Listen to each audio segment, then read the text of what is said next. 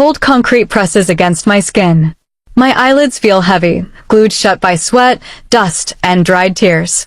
When I finally manage to pry them open, the world is nothing but shadows and a single beam of golden light leaking through the door at the top of the stairs.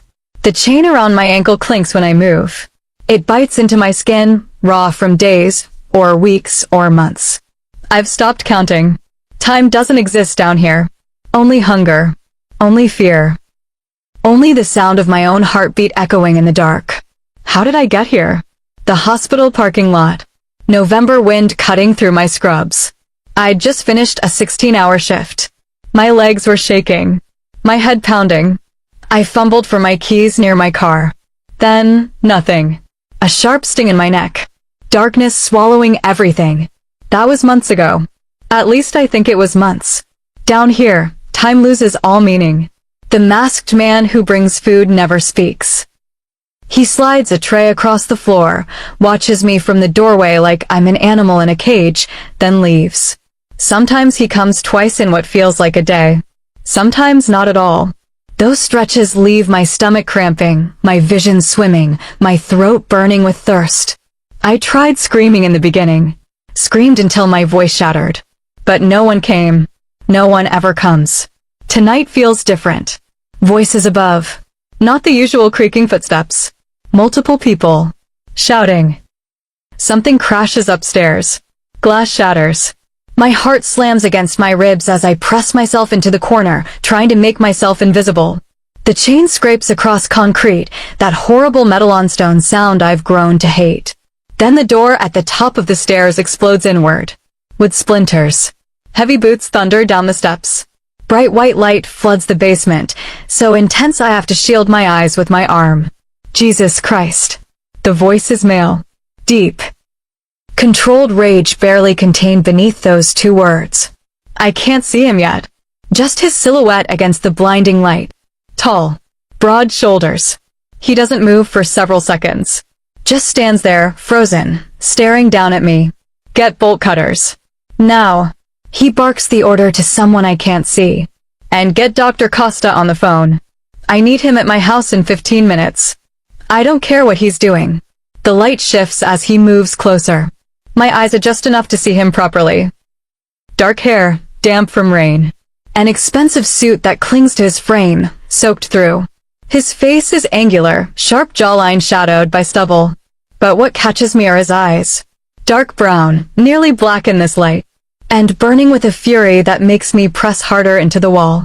I'm not going to hurt you. His voice is softer now, carefully controlled. He crouches down, staying just out of reach. My name is Kenneth. Kenneth Kramer. Do you understand me? I nod. My voice won't work. Months of screaming myself hoarse taught me that nobody comes when you scream. Can you tell me your name? Grace.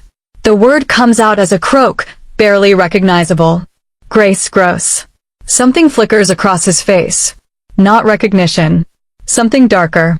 He pulls out his phone, types something with sharp, angry movements, then looks back at me.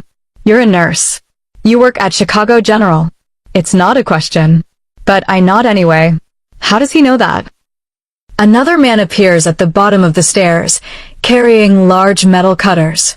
He takes one look at me and his expression hardens into something cold and furious. Boss, I can see what this is, Vincent. Kenneth takes the bolt cutters and approaches slowly, like I'm a wounded animal that might bolt. Grace, I'm going to cut this chain. The noise might be loud. Okay. I nod again. When the metal parts with a sharp crack, the sudden absence of weight on my ankle makes me dizzy. Kenneth catches me before I pitch forward, his hands careful on my arms. Easy. When did you last eat? I can't remember. Yesterday? The day before? The days all blur together down here. He curses under his breath and scoops me up like I weigh nothing. My instinct is to fight, to struggle. But my body won't cooperate. Months of minimal food and water have left me weak as paper. The car's waiting, boss. Vincent is already moving up the stairs ahead of us. The house above is chaos. Men in dark suits are tearing through rooms, pulling out drawers, overturning furniture. I catch glimpses as Kenneth carries me through. expensive leather furniture, framed photos on walls, a kitchen with gleaming stainless steel appliances. This isn't some abandoned warehouse. This is someone's home. Someone wealthy. Rain hammers down outside. Kenneth wraps his suit jacket around me before carrying me to a black car with tinted windows. The interior is warm. Leather seats soft beneath me. He slides in beside me and the car moves before I even process what's happening. Where? My voice breaks on the word. My house. You need medical attention. Food.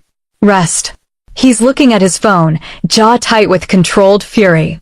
Vincent, I want every person who had access to that property identified. Every single one. And find Mark. I want him found tonight. Mark. The name sends ice through my veins. Kenneth notices my reaction immediately. His eyes lock onto mine, sharp and assessing. You know that name. It's not a question. Everything about this man deals in statements, in certainty. I swallow hard, tasting blood where I've bitten my cracked lips. The memory floods back. 6 months ago. Emergency room. A man came in after a minor car accident. Charming smile. Asked for my number. I said no. He insisted. I refused again. He left, but not before I'd treated his injuries, not before I'd seen his name on the intake form. Mark Rogers. Kenneth's hands curl into fists on his thighs. The leather of his gloves creaks. Mark Rogers is my younger brother. He says it quietly, but there's a razor edge beneath the words. Was my brother. What he did to you is unforgivable. Brother. This man's brother kept me chained in a basement for months. The car suddenly feels too small, too warm. My lungs can't find enough air. Breathe. Kenneth's hand hovers near my shoulder, but doesn't touch. I know what you're thinking. But Mark acts alone. Has for years. I didn't know about you. Nobody in my organization knew. How did you find me? Anonymous tip. 3 days ago. Someone called my private line and said to check the property on Lakeside Drive. His jaw clenches. Mark's house. The one I bought him 5 years ago when he said he wanted independence. I went there tonight expecting to find stolen merchandise. Maybe evidence of his gambling debts. He cuts himself off. Doesn't finish the sentence. But I hear it anyway. Not you. The car turns through iron gates that close behind us with a solid clang. The house at the end of the driveway is enormous. 3 stories of stone and glass, lit up against the night sky like a fortress. An older woman meets us at the door, her face creasing with concern when she sees me. Dio mio, she breathes. Lucia, prepare the guest room on the 2nd floor. Fresh sheets. I need water, juice, whatever broth you have ready. Kenneth carries me inside without breaking stride. Dr. Costa is on his way. Of course, Mr. Kramer. Right away. The house smells clean. Lavender and lemon polish. So different from the damp earth and mold of the basement. Kenneth takes me upstairs to a bedroom that's larger than my entire apartment was. Soft cream walls. White linens. A bathroom visible through an open door. He sets me down carefully on the bed. For the first time since finding me, uncertainty crosses his face. I should. Let Lucia help you. It's not appropriate for me to, he stops, seeming to realize how absurd propriety sounds after everything.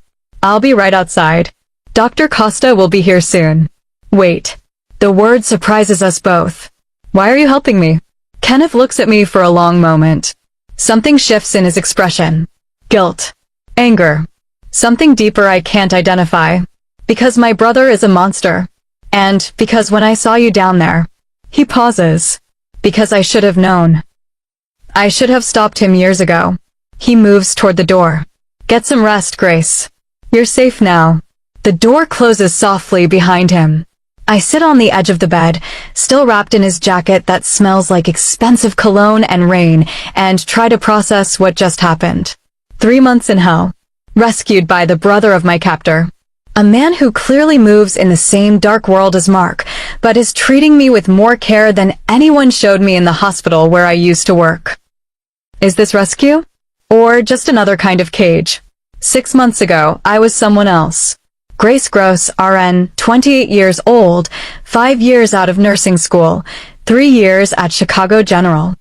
I had an apartment in Lakeview with a view of nothing special. A cat named Pepper. Student loans I'd be paying off until I was 50. A life that was ordinary and mine. Mark Rogers walked into my emergency room on a Tuesday night in May. Minor car accident. Small cut on his forehead. Complained of neck pain. Charming smile. Asked questions about my shift, my accent, whether I was originally from Chicago. I answered politely while cleaning his wound, the way you do with patients who seem harmless. When I handed him his discharge papers, he asked for my number. I smiled and said no, I don't date patients. He laughed, said he understood, then asked again as I walked him to the exit. This time I was firmer. He left with that same smile, and I forgot about him by the end of my shift. I should have remembered. 3 weeks later, I left the hospital after a double shift. November had arrived early, cold wind cutting through my scrubs. The parking lot was nearly empty at 2 in the morning. I was fumbling with my keys, exhausted, thinking about nothing except my bed. The sting in my neck felt like an insect bite. Then the world tilted sideways and went black. I woke up in the basement. Concrete floor. Concrete walls. A single bulb hanging from the ceiling that Mark controlled from upstairs. The chain around my ankle was already there, bolted to a pipe that ran along the wall. 20 feet of length. Enough to reach the corner where he'd left a bucket. Not enough to reach the stairs. The masked man brought food. Sometimes twice a day. Sometimes not for days. I learned quickly not to waste energy screaming. Nobody came. Nobody heard. The house above was solid, well-built, isolated enough that my voice disappeared into nothing. Mark never came down himself. But I heard him. Footsteps above my head. Television. Phone calls where he laughed about business deals and dinner plans. Living his life while I rotted below it. I counted days by scratch marks on the wall until I lost track around 60. After that, time became something fluid and meaningless. I survived on rage at first. Then on stubbornness. Then on nothing at all except the basic animal instinct to keep breathing. Tonight, the voices above were different. Shouting. Crashes. Then the door exploded inward and light flooded down the stairs. Kenneth Kramer stood silhouetted against that light, fury radiating from him in waves. When he saw me, something in his expression cracked. Not pity. Something rawer than that. He cut the chain. Wrapped me in his jacket. Carried me out of that basement like I was something precious instead of something broken. In the car, rain drumming on the roof, he told me the truth I'd already guessed. Mark Rogers was his brother. And this rescue wasn't kindness. It was Kenneth cleaning up a mess that shared his blood. The mansion swallows me whole. Iron gates close behind us with a finality that should terrify me, but I'm too exhausted to feel anything except relief that the basement is behind me.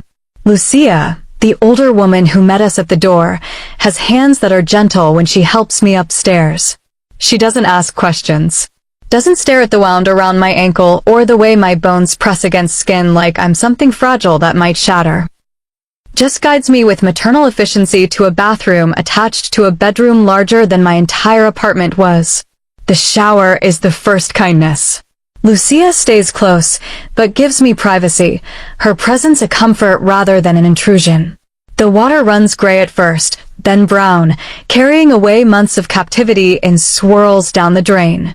I scrub until my skin turns raw, trying to wash away more than just dirt. My reflection in the fogged mirror is skeletal. Hollow eyes sunken into a face I barely recognize. Matted hair that hangs in clumps, needing scissors more than shampoo. Bruises in various stages of healing paint my arms in ugly yellows and greens. The woman staring back at me is a stranger. Lucia wraps me in a soft robe that smells like lavender and something else, safety maybe, though I'm not sure I remember what that feels like. She helps me to the bed without making me feel helpless, a delicate balance I'm grateful for. The sheets are cool and clean against my skin, so different from the concrete floor I've been sleeping on. I want to sleep for a week. A month. Forever. Dr. Costa arrives within the hour, punctual and professional. He's older, maybe 60, with silver hair and steady hands that remind me of the best doctors I worked with at Chicago General. There's no judgment in his eyes when he examines me, just clinical assessment and quiet compassion. He checks the infection brewing in my ankle, the skin around the chain wound angry and hot to the touch. Takes my vitals with practiced efficiency. Draws blood for tests I know by heart from my nursing days. White count, metabolic panel, hemoglobin, vitamin levels. Kenneth stands in the corner the entire time, watching with that carefully controlled fury that seems to define him. His jaw is tight, hands fisted at his sides. He doesn't speak. Just observes like he's memorizing every injury his brother inflicted, cataloging each wound as evidence for some internal trial. She's severely malnourished, Dr. Costa says quietly, addressing Kenneth rather than me, which should irritate me but doesn't. I'm too tired to care about being talked over. The ankle needs aggressive antibiotics, possibly surgical debridement if the infection doesn't respond to medication. She's dehydrated. Almost certainly vitamin deficient across the board. He closes his medical bag with a soft click. But she's strong. Remarkably so. With proper care, she'll recover. Recover. The word feels foreign on my tongue. Like it belongs to someone else's story, not mine. Thank you, Vincent. Kenneth's voice is rough, scraped raw by whatever emotions he's keeping locked down. Whatever she needs, you provide it. I don't care what it costs. After the doctor leaves with promises to return tomorrow, Lucia brings warm broth in a delicate bowl painted with flowers. She sits with me while I force down spoonfuls that my stomach has to relearn how to process. She hums something under her breath, Italian maybe, something that sounds like a lullaby my mother used to sing before the accident that took her. You're safe here, Piccolina, she whispers, patting my hand with weathered fingers.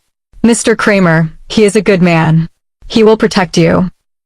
I want to believe her. God, I want to believe her so badly it aches. But I've learned that safety is an illusion. That good men can have brothers who are monsters. That protection is just another word for control, and control is what got me chained in a basement for 3 months.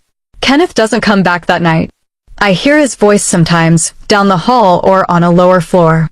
Deep timbre giving orders, making calls, conducting business I don't understand and probably don't want to.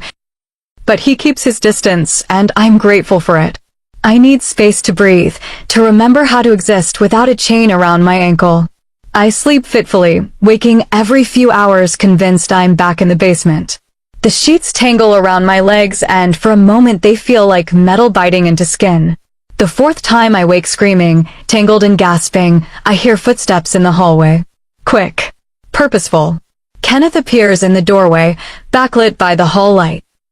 He's still dressed, suit jacket discarded but shirt buttoned, like he never went to bed. He doesn't ask if I'm okay. The answer is written across my face in tear tracks and terror. Would it help if I stayed? His voice is careful, neutral. Just until you fall asleep. I can sit in the chair. The offer surprises me. Why would you do that? Because you're in my house, under my protection, and you're afraid. If my presence helps, I'll provide it. It's not romantic.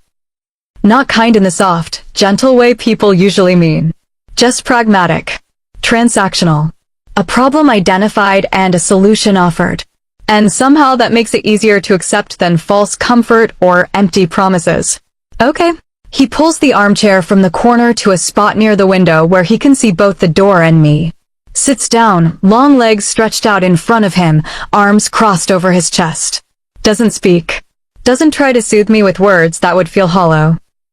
Just exists there, a solid presence between me and whatever nightmares wait in the dark.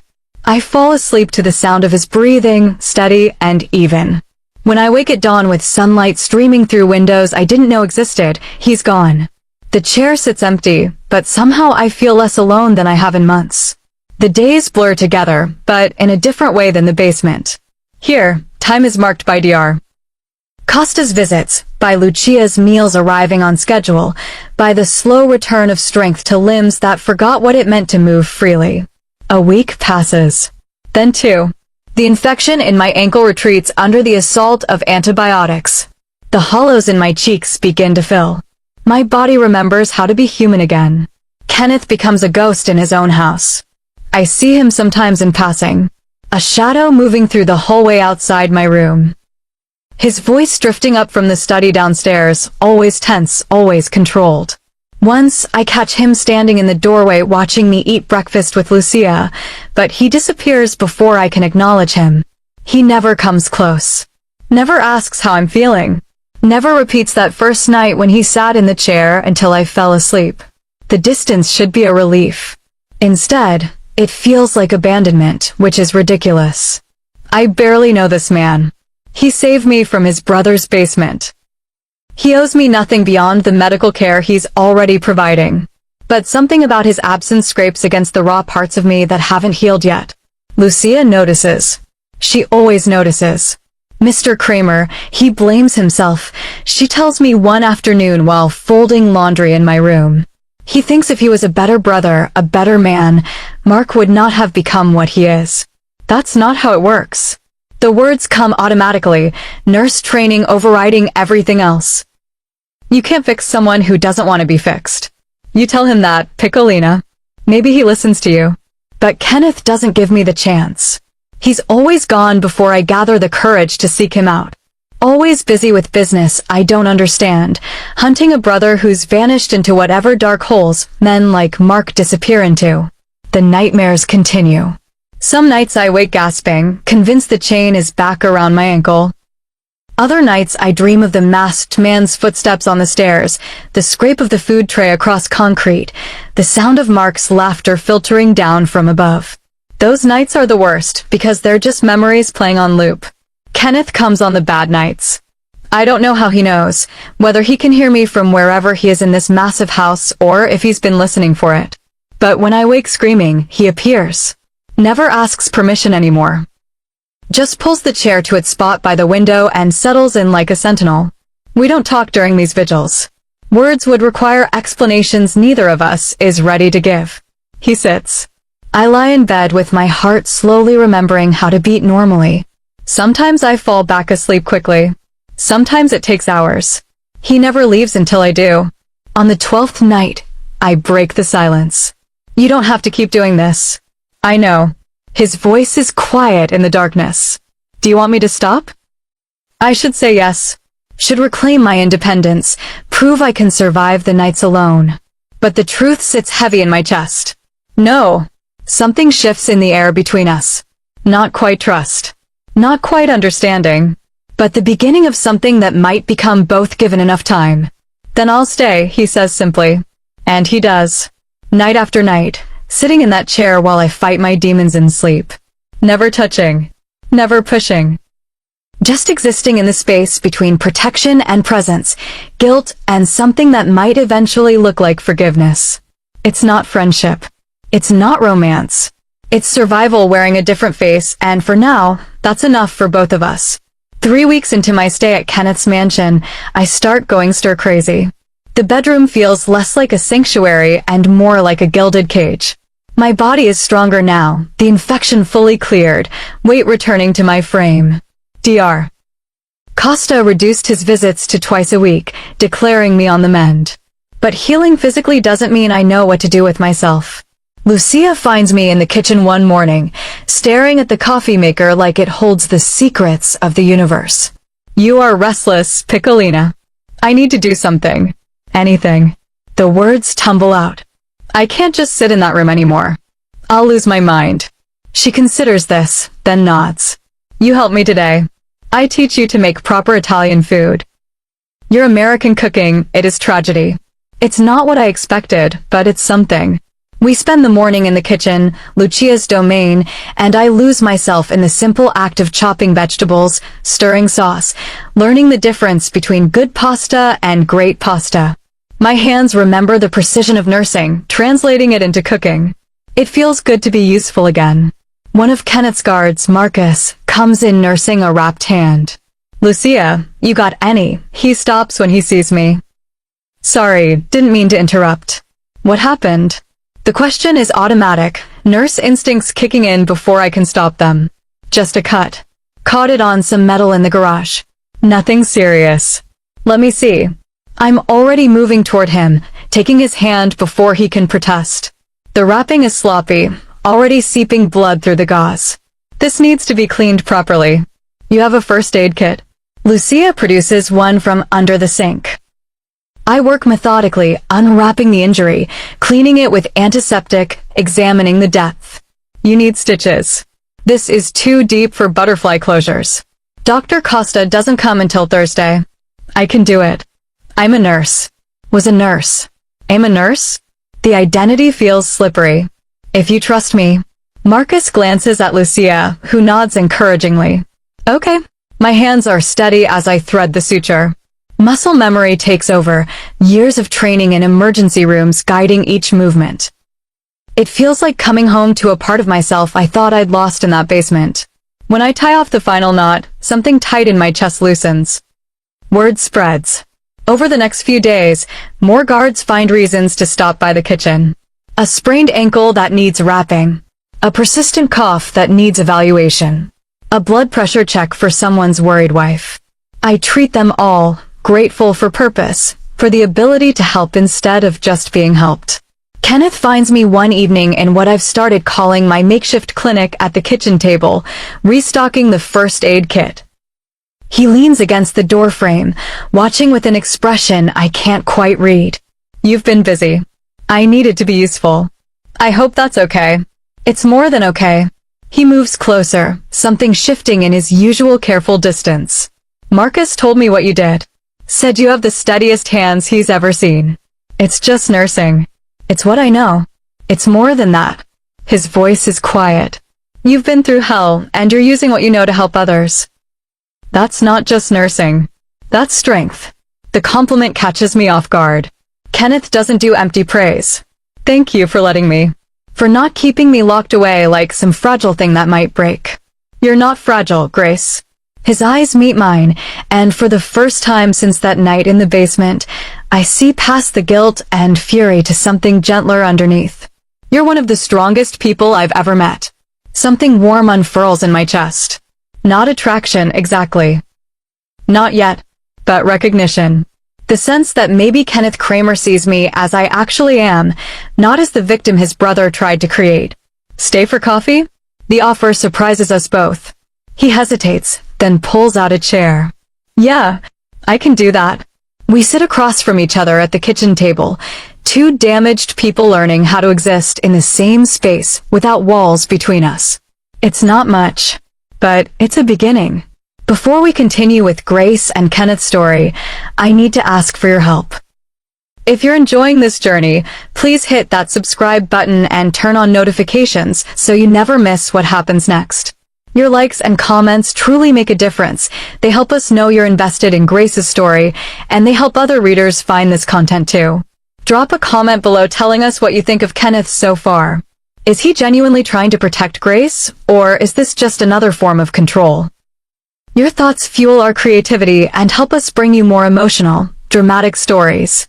Now, let's return to the night everything changes. The explosion happens at 2 in the morning. I'm dreaming about the basement when the first blast shakes the house. The windows in my room rattle in their frames. Somewhere downstairs, glass shatters. My eyes snap open, and for a horrible moment I think I'm back there, that the rescue is the dream and this is reality crashing back in. Then Kenneth bursts through my door, gun in hand, face harder than I've ever seen it. Get up. Now. I'm moving before my brain catches up, stumbling out of bed in the oversized shirt I sleep in. Another explosion, closer this time. The house shudders. Gunfire erupts from somewhere outside, sharp cracks that make my nursing instincts scream about entry wounds and arterial bleeding. Kenneth grabs my arm, not rough but urgent. Stay close to me. We run down the hallway. Marcus appears from a side corridor, blood streaming from a cut above his eye. Boss, they breached the south entrance. At least 6 hostiles. Professional. The panic room. Now. Kenneth's voice is deadly calm, the kind of calm that comes from training, from experience with violence I've only ever treated the aftermath of. He pulls me toward a section of wall that looks like every other section until he presses something and it swings inward. The space beyond is small, reinforced concrete, lined with monitors showing security camera feeds. I catch glimpses of men in tactical gear moving through Kenneth's house with military precision. This isn't random. This is coordinated. Kenneth seals the door behind us. The sounds of gunfire become muffled, distant. We're alone in this tomb of concrete and technology, close enough that I can hear his breathing, harsh and controlled. Mark. I don't phrase it as a question. Yes. He's watching the monitors, jaw tight. He hired professionals. Waited until he thought I'd be vulnerable. Because of me. Because he's a coward who can't face me directly. Kenneth finally looks at me, and something in his expression cracks. Grace, I'm sorry. I should have moved you somewhere safer. Should have anticipated this. You saved me from a basement. You don't get to apologize for the consequences. My voice is steadier than I feel. Outside this room, men are trying to kill us. Inside, I'm realizing that Kenneth Kramer, the Mafia boss who controls half this city's underground, is terrified. Not for himself. For me. Another explosion rocks the house. Closer. The lights flicker. If they breach this room, Kenneth starts. They won't. I move closer, surprised by my own certainty. You won't let them. He looks at me like I've said something profound instead of obvious. You shouldn't have faith in me. I'm the reason you're in danger. No. Mark is the reason. I'm close enough now to see the guilt eating him alive. You're the reason I'm alive. The distinction matters. Kenneth needs to hear it as much as I need to say it. The gunfire intensifies, then gradually fades. Vincent's voice crackles through the intercom. Boss, we've got them contained. 3 down, 3 retreating. Area secure. Kenneth doesn't move immediately. Just stands there in this concrete box, looking at me like he's seeing me for the first time. Not as his brother's victim. Not as someone who needs protecting. But as someone who chose to stand beside him when the walls came down. We need to leave, he says finally. This house isn't safe anymore. I have a property up north. Isolated. Better security. Okay. Just like that? No argument. Just like that. Because somewhere between the basement and the panic room, I stopped being just a victim in Kenneth Kramer's story. I became something else. Something neither of us has words for yet. The northern property is nothing like the mansion. It's smaller, more fortress than home, nestled in woods so dense the nearest neighbor is 5 miles away. The isolation should terrify me after months of being trapped alone. Instead, it feels like breathing room. Kenneth's men swept the property twice before letting us inside. Vincent stationed guards at every entrance. Motion sensors cover the perimeter. It's a cage, but it's a cage with windows that open and doors I can walk through whenever I choose. That matters more than Kenneth probably realizes. The first morning, I wake to silence. Not the oppressive silence of the basement, but the quiet of trees and wind and distance from the chaos Mark brought to our doorstep. I find Kenneth in the kitchen, attempting to make coffee with the kind of focused intensity most people reserve for defusing bombs. Lucia isn't here to save you from your own cooking, I say from the doorway. He looks up, something almost like a smile ghosting across his face. I'm aware. Which is why I'm making coffee and nothing else. Smart man. I move to the counter, taking over with the ease of someone who's spent the last week learning Lucia's kitchen inside and out. How do you run a criminal empire but can't operate a coffee maker? Delegation. I'm excellent at delegation. It's the first joke I've heard him make. The sound of my own laughter surprises me. We fall into routines without planning them. Kenneth works from the study, conducting business over encrypted calls. I explore the property, walking paths through the woods with Vincent trailing at a respectful distance. My legs remember strength. My lungs remember how to expand fully. I'm not the skeletal thing Kenneth carried out of that basement anymore. In the evenings, we cook together. Kenneth's skills are limited, but he follows instructions well. We talk about small things. Books. Music. The way seasons change differently this far north. We don't talk about Mark or the basement or what happens when this temporary safety ends. One night, 3 weeks into our stay at the northern property, Kenneth finds me on the back porch watching the sunset paint the sky in shades of orange and pink. He hands me a glass of wine without asking if I want it, then settles into the chair beside mine. You seem different, he says quietly. Different how? Lighter. Like you're remembering how to take up space in the world again. The observation is so accurate it steals my breath. Is that okay? It's more than okay, Grace. It's what I've been hoping for. He turns to look at me, and there's something in his expression that makes my heart stutter. Not pity. Not guilt. Something warmer, more dangerous. You deserve to take up all the space you want. The space between us feels charged suddenly. Electric. I should move away, maintain the careful distance we've built. Instead, I lean closer. Kenneth. I know. His voice is rough. I know we shouldn't. But God help me, Grace, I can't stop thinking about you. About this. About what it might mean if we stopped pretending there's nothing here. My hand finds his. Our fingers intertwine like they've been waiting for permission. Then stop pretending, I whisper. And he does. Kenneth's world requires appearances. Even in hiding, even with Mark hunting us, there are obligations that can't be ignored without showing weakness. The charity gala is one of them. A gathering of Chicago's elite, politicians and criminals wearing the same expensive suits, pretending the lines between them aren't blurred beyond recognition. You don't have to come, Kenneth says for the third time while adjusting his tie in the mirror. We've been at the northern property for a month. The gala means returning to the city, to exposure, to danger. I can make excuses. And let everyone think you're afraid? I smoothed down the black dress Lucia had delivered, simple but elegant, the kind that costs more than I used to make in a month. That's not how this works. You taught me that. His eyes meet mine in the reflection. I'm teaching you to think like a criminal. I'm not sure that's something to be proud of. You're teaching me to survive in your world. There's a difference. The gala is held in a hotel ballroom that drips with old money and older secrets. Crystal chandeliers. String quartet. Waiters circulating with champagne that probably costs more per glass than my nursing school textbooks. I feel eyes on us the moment we enter, assessing, calculating, wondering who I am and what I mean to Kenneth Kramer. He keeps me close, his hand at the small of my back, a claim and a shield all at once. Men approach to talk business. Women eye me with curiosity barely masked as politeness. I smile and nod and say nothing of substance, playing the role Kenneth needs me to play. You're doing well, he murmurs during a brief moment alone at our table.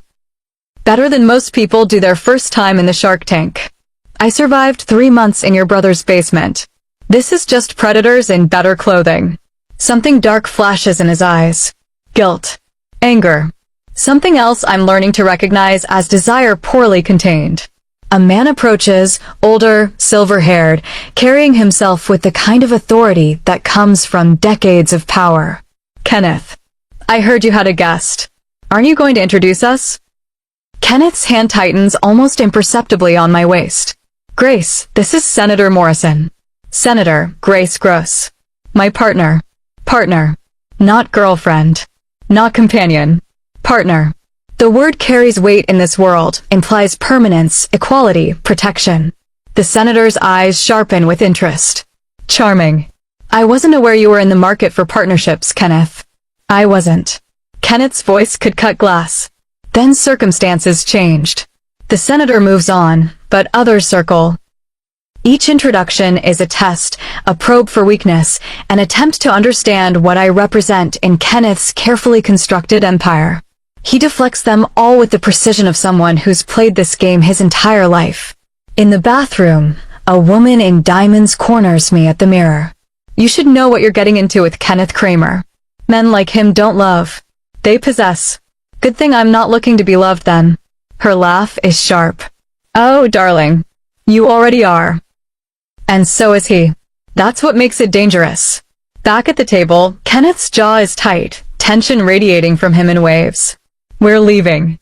The gala isn't over. I don't care. He stands, offering his hand. I need to get you out of here before I do something stupid like kiss you in front of everyone who'd use it against us. My heart hammers. Would that be so terrible? Yes. His eyes burn. Because then they'd know exactly how to hurt me. The call comes 2 days after the gala. Mark wants to meet. Neutral ground, a warehouse in the industrial district. Just him and Kenneth. No guns. No guards. Just brothers settling accounts the way their father would have wanted. It's a trap, I say immediately when Kenneth tells me. We're in the study at the northern property, winter sun streaming through windows that overlook frozen woods. I know. Kenneth's voice is flat, emotionless. The tone he uses when he's already made a decision and won't be argued out of it. But it's the first time he's surfaced in months. I can't ignore it. Then take backup. Take an army. He'll run if I do. This ends tonight, Grace. One way or another. Vincent drives us to the warehouse, 3 other cars following at a distance. Kenneth made me promise to stay in the vehicle, to let him handle this alone. I agreed because arguing was pointless. But promises made under duress don't count, and watching the man I've fallen for walk into his brother's trap without me feels like betrayal. The warehouse is exactly what you'd expect. Abandoned. Crumbling concrete. Broken windows. Kenneth disappears inside while Vincent and I wait in tense silence. Minutes crawl past. 5. 10. Then I see it. A van parked 2 buildings over, engine running, exhaust visible in the cold air. No reason for anyone to be sitting in a running van in an abandoned industrial district unless they're waiting for something. Vincent, that van. He follows my gaze, body going rigid. Stay here. But I'm already moving, some instinct screaming that this is wrong, that Mark isn't inside that warehouse at all. The van's side door is partially open. I catch a glimpse of equipment inside. Cameras. Monitors. Someone watching the warehouse. Watching Kenneth walk into an empty building while the real trap waits elsewhere. Grace, get back. Vincent's shout comes too late. The van door slides fully open and Mark is there, older than I remember from the hospital, face twisted with something that might be rage or obsession or both. Hello, Grace. Miss me? Everything happens at once. Vincent draws his weapon. Mark lunges for me. Gunfire erupts from the warehouse direction. Then Kenneth is there, appearing from somewhere I didn't see, slamming into Mark with the full force of controlled fury finally unleashed. They go down hard. Mark fights like a cornered animal, all desperation and dirty tactics. But Kenneth fights like someone with everything to lose, and there's no contest. Within seconds, Mark is face down on the pavement, Kenneth's knee in his back, zip ties securing his wrists. The warehouse was bait, Kenneth growls. You wanted Grace, not me. Mark laughs, the sound unhinged. She's mine. She was always supposed to be mine. You took everything else, but you don't get to take her. Vincent appears, dragging another man. I recognize him immediately. David, one of Kenneth's guards from the mansion. The one who always seemed too interested in my routine, too curious about Kenneth's schedule. Found him trying to leave in the van, Vincent says. You're traitor, boss. Kenneth's face goes cold. How long? 6 months, David spits. Mark paid better. And he understood loyalty to blood, not to some self-righteous king playing at honor. Kenneth stands slowly, leaving Mark restrained on the ground. Blood? His voice is deadly quiet. My brother kidnapped an innocent woman. Kept her chained like an animal. Hired men to attack my home. And you call that loyalty? He doesn't wait for an answer. Take them both. Separate locations. I want to know everything Mark planned, everyone he contacted. Every person who helped him. His eyes find mine across the space between us. And Grace? We're going to have a conversation about what stay in the car means. Despite everything, despite the adrenaline and fear and Mark's unhinged laughter, I almost smile. Because Kenneth's fury isn't about control. It's about terror that I might have been hurt. And somehow, that makes all the difference. Kenneth gives me a choice. You don't have to see him. You don't owe him anything, Grace. Not closure. Not confrontation. Nothing. But I need to. Not for Mark. For myself. To look the monster in the eye and prove that he didn't break me, that 3 months in his basement didn't destroy the person I was fighting to become. They're holding him in a secure location outside the city. Kenneth escorts me personally, his presence a silent promise that Mark will never touch me again. We enter a room divided by reinforced glass. Mark sits on the other side, hands cuffed to the table, face bruised from Kenneth's takedown. He smiles when he sees me. That same charming smile from the hospital 6 months ago. Grace, you look beautiful. Healthy. Kenneth's been taking good care of you. You don't get to talk to me like we're friends. My voice is steady, stronger than I expected. You kidnapped me, chained me, starved me. You tried to break me into something you could own. I loved you. He says it like it explains everything, justifies everything. From the moment you touched my face in that emergency room, I knew you were meant to be mine. I just needed time to make you see it. That's not love, Mark. That's obsession. That's sickness. I lean closer to the glass. And you failed. You had 3 months to break me and you failed. I'm still here. I'm still me. And I'm choosing to be with your brother, not because he owns me, but because he sees me as a person. Because he gave me choice when you tried to take it away. Something ugly twists across Mark's face. He'll hurt you eventually. Kenneth destroys everything he touches. It's what our family does. Maybe. Or maybe he's different because he's trying to be. I stand. Either way, it's my choice to make. And you don't get a vote anymore. I leave him there, raging behind glass, and feel lighter than I have in months. Kenneth is waiting in the hallway. How do you feel? Free. The word tastes like truth. What happens to him now? Prison. Multiple charges. He'll never see daylight as a free man again. Kenneth's joy tightens. I made sure of it. Over the next month, Kenneth dismantles the parts of his empire that enabled Mark's darkness. Cuts ties with business partners who looked the other way. Redirects money into legitimate ventures. It won't erase what he's done, who he is, but it's a start toward something better. We don't go back to the mansion or the northern property. Instead, Kenneth buys a house. Not a fortress. Not a hideout. Just a home in a quiet neighborhood with good schools nearby and neighbors who wave from their porches. It's so normal it feels revolutionary. Are you sure about this? I ask while unpacking boxes in our kitchen. Our kitchen. The possessive still feels new, fragile, like something that might shatter if I hold it too tightly. Kenneth crosses to me, takes my face in his hands. I've never been more sure of anything. You make me want to be better, Grace. To build something that isn't soaked in blood and guilt. I can't fix you. I'm not asking you to. I'm asking you to choose me anyway. Broken parts and all. I kiss him then, pouring everything into it. Gratitude. Trust. Love that grew in the strangest soil but bloomed anyway. I choose you. Every day. I choose you. We build our life one day at a time. I return to nursing, part-time at first, then full-time when the nightmares fade to manageable echoes. Kenneth continues his work, reshaping his empire into something he won't be ashamed to explain to the children we might have someday. We attend therapy. We fight sometimes about stupid things like dishes and thermostat settings. We laugh more than I ever thought possible. Mark remains in prison. The nightmares still come occasionally, but Kenneth is always there, sitting in his chair by the window until sleep reclaims me. Some scars never fully heal, but they fade. They become part of the story instead of the whole story. 6 months after Mark's capture, Kenneth proposes over breakfast. No grand gesture. No elaborate plan. Just a simple question asked over coffee and toast. Marry me. Build this life with me. Choose me forever. I don't hesitate. Yes, because sometimes the most beautiful futures grow from the darkest pasts. Because healing isn't about forgetting. It's about choosing to move forward anyway.